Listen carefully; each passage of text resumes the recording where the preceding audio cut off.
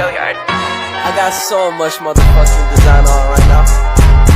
Break it down, bring it back, make it clap. I got 3 old thoughts, new block, where that day. Bitches on my line, and you know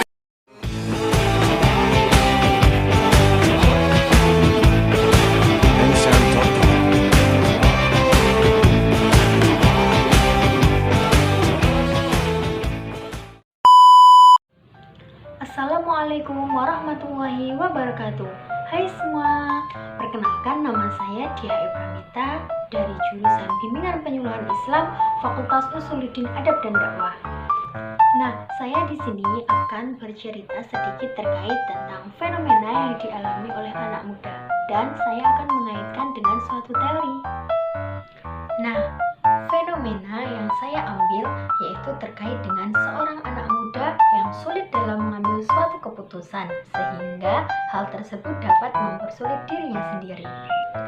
Nah, ada orang dewasa di mana orang tersebut itu seharusnya sudah mampu dalam mengambil suatu keputusan untuk dirinya. Namun, dia itu memiliki kesulitan ketika mengambil suatu keputusan untuk dirinya sendiri. Bahkan, orang tersebut itu tidak mempunyai kesadaran akan suatu masalah apa yang harus ia selesaikan. Padahal, sejatinya orang dewasa itu seharusnya dia sudah mampu untuk mengambil suatu keputusan mana yang terbaik untuk dirinya dan mana yang tidak. Apalagi mengambil suatu keputusan bukanlah suatu hal yang mudah. Karena mengambil keputusan yang baik itu akan memiliki dampak positif untuk masa kini dan juga masa yang akan datang. Jadi, banyak di kalangan anak muda itu yang merasa bingung dan juga merasa khawatir akan suatu keputusan yang diambil itu salah. Nah, kenapa hal tersebut itu bisa terjadi kepada anak muda atau orang dewasa? Karena banyaknya orang dewasa atau di kalangan remaja itu yang masih menggunakan putusan-putusan awal yang pastinya putusan awal itu dibuat atau dibentuk itu dengan pengasuhan orang tua hingga dibawa pada sampai ia dewasa. Sehingga hal ini itu bisa membuat orang dewasa itu mengalami kesulitan ketika mengambil suatu keputusan untuk dirinya sendiri.